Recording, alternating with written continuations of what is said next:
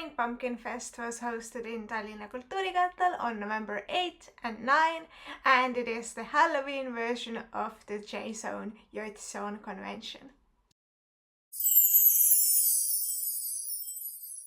Same as at the last year's convention, they had Phantasmagoria, a gothic fashion shop from Lithuania, visiting and setting up their pop-up store at the event with loads of cute bags, coats, blouses, dresses, corsets and other gothic stuff.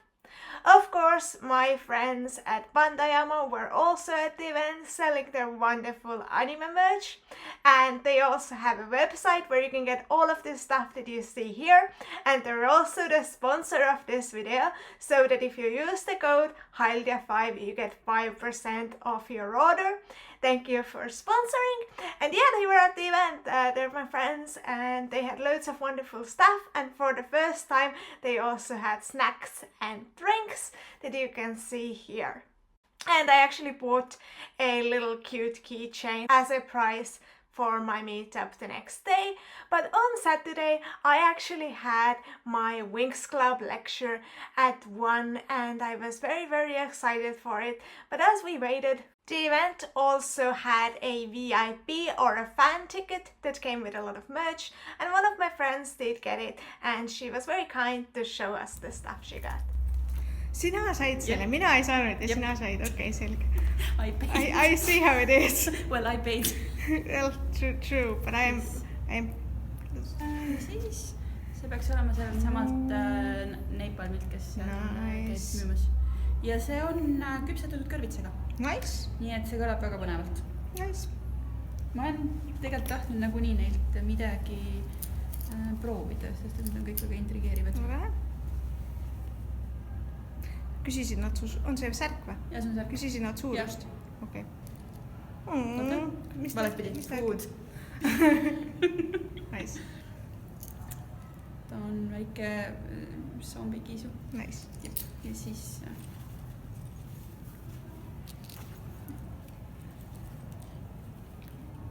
Super.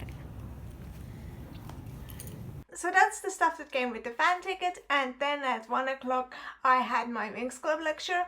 Now, this was the first lecture of the day, but I figured because it's at 1 o'clock, people are gonna be able to make it, but the attendance was actually kind of low. I would say that it was about like 8 to 10 people max, and I was really hoping for a higher attendance.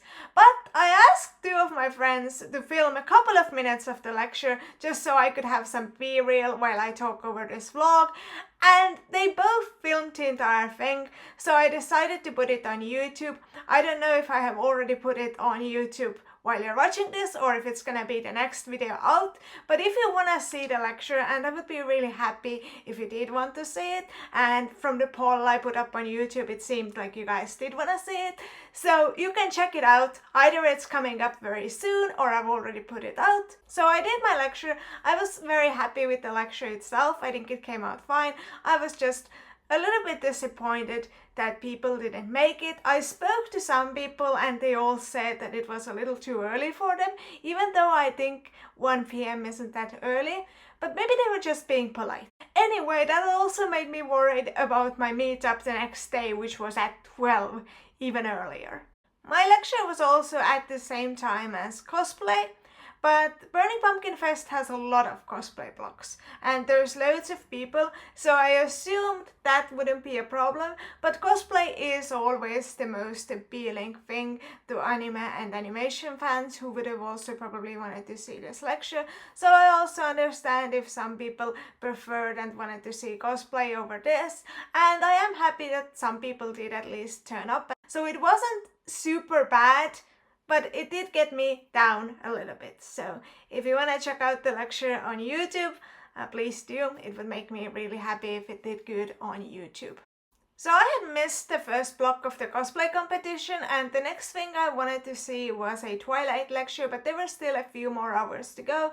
So I wanted to check out the artist alley, and I wanted to make sure that I didn't miss any Winx stickers this time, like I did at Animega Mess, where I was so busy organizing that I managed to somehow miss Winx stickers.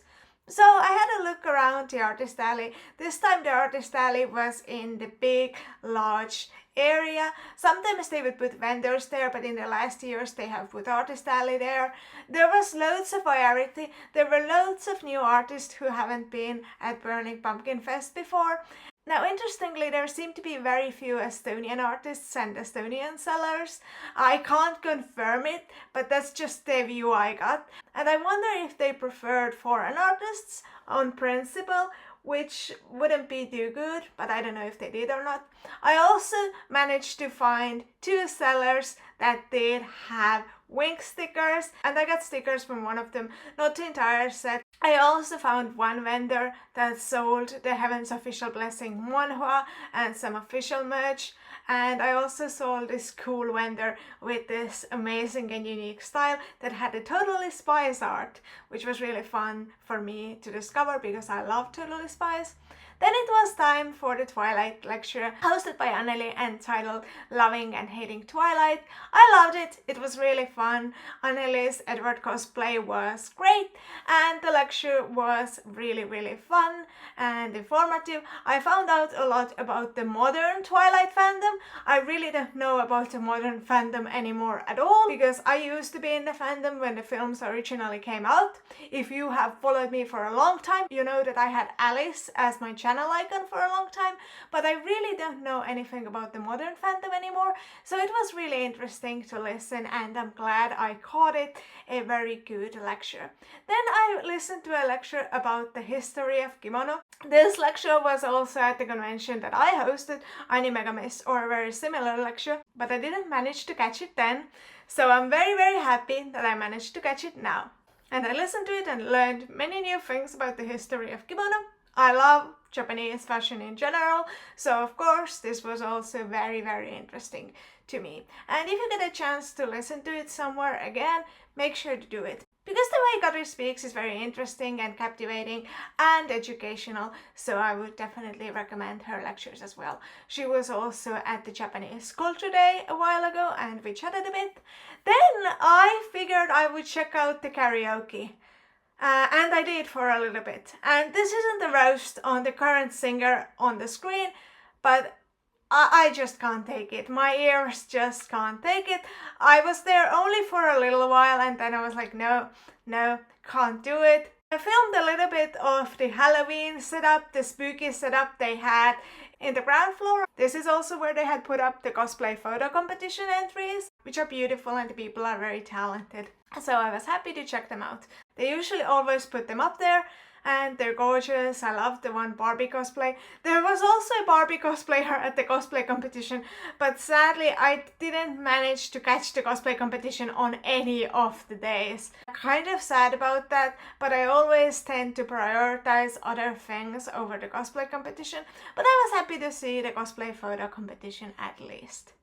This brings us to day 2, and day 2 started with my meetup, and I was really worried. I asked the ticket hall just in case to be sure where the meetup area is, and they weren't sure, which threw me off. I should have asked the info on the first floor, I think, but I didn't think to do so. I thought that the ticket people would also know, but they didn't. So the Kahoot and meetup area was over here in this space that you can see. It was very nice. I'm very happy with it that they had changed the space. It was much quieter, much more private, and loads of people showed up, as you can see.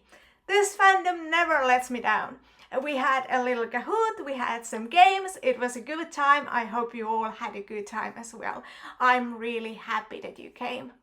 At the same time, there was a lecture about monsters in pop culture, which I really wanted to catch as well, but only saw the end of. But apparently it also referenced Winx Club at some point, when they spoke about fairies. This lecture was also done by Anneli. Then it was time for the Frills and Finds Lolita shopping lecture, where I went not so much in hopes of learning new things, but because 2 of my friends were hosting it, 2 of my friends from the Estonian Lolita community. You can see their Instagrams over here, go and give them a follow. It was a very good lecture, very well done. And while it didn't give me personally a lot of new information, because I have often also been the one doing those lectures with Marilis, it was still really enjoyable and fun to listen. And I always learn like at least a small tidbit of new information, so it is still worth going, and I just want to support all the Lolita fashion panels that are being done. Then there was an Ace Attorney lecture. This one was also read previously once at an Animatsuri, and I was very sad that I didn't catch it at Animatsuri because my own lecture was at the same time. So I was very happy to see it in the program here again, and I wanted to listen to it. Usually I'm a little bit critical when conventions have the same lecture several times, but this time I was really happy. So great lecture, very fun, very informative. Then we did a little bit of shopping. You could see some of the pieces there that I filmed from Phantasmagoria that I was thinking of buying, but ended up not buying. And then I told you I didn't catch any of the cosplay competition blocks, and I didn't. But I catched the cosplay masquerade, which is basically where everyone only gets 15 seconds on the stage and they basically run across the stage. I counted and most people didn't even use up the 15 seconds, but everyone gets like a moment to shine and to do a tiny showpiece or show off their outfits. This is always very fun and very colorful, and there are loads of different cosplays, there's loads of variety. This year, of course, there was K-pop Demon Hunters, but also there's still Genshin, and there were also loads of cosplayers from different fandoms that I'm a part of. I also do really like K-pop Demon Hunters myself. So I was really happy to at least see an overview of the cosplays at the event. I did hear that people who were competing in the main cosplay blocks weren't allowed to compete there, so other than seeing them on the floor in their cosplays, I didn't really manage to see their performances in any way, or their cosplays rather, in any way, but I did manage to catch a glimpse of everyone, and I'm really happy. The cosplayers were really talented, the cosplays were great. Afterwards, there was the cosplay short video competition, and this time a lot of the judges couldn't make it in person. So one of the judges did a video greeting that you can see here, which I think was really sweet. The videos were also really great. You know that I love video competitions. This contest is also kind of hard for me to show because I'm trying not to show everyone's full videos. But the videos are often so short because it's a short form competition. But you can see everyone's handles on the screen, so make sure to check out their videos on their social medias. I have the same gripes with this competition I did previously. One thing being that they don't put any gaps between the videos. So sometimes it's really hard to see when one video ends and another one starts, and sometimes it's really sudden. You can't really tell when something ends and something starts, and yeah, sometimes it's really startling. Also, this time they allowed both vertical and horizontal videos. Maybe they did last time as well, but this time was the first time that I saw horizontal videos, and they looked great. But I would have really loved to see them in full screen. I think the creator tags and the credit take up so much space. I would vastly prefer if they did little pauses between each video like AMV does. With the TikTok format, at least you can see the entire video, like the sides would be black anyways, so it makes sense, but with horizontal videos specifically. But still, even with the TikTok ones, I would like if there were just at least a couple of seconds where you can just breathe, where you can understand that, okay, this video ended. Now I'll have a second to think about it, and then the next one starts. But overall, I think it's really fun that they at least have a video competition, and I really enjoy watching video competitions, and the videos themselves were great. So I really enjoyed it. The winners were announced at the ending ceremony along with all of the other winners, so I didn't stay, so I don't know who won, but I think you can check out Burning Pumpkin's Instagram, and I saw that they had already announced some of the winners there, so I'm sure that most of them are out there by now. Overall, overall, I had a great experience at this convention. This time I would say that the organization was even better than it has been in previous years. There was less confusion and I wasn't very frustrated at any points by anything in the organizational side. So that's much better. I still have some small gripes that I have mentioned, but overall very happy with the convention. I did a little bit of looking around and shopping and catching up with my friends and chatting and talking. And then the convention day ended. I hope you have enjoyed this video. If you like this sort of convention content, I do it pretty regularly, so make sure to check out my channel, subscribe, and check out some of my other videos. Leave this video a like and let me know in the comments below if you were at the event. And I'll see you in the next video. Bye!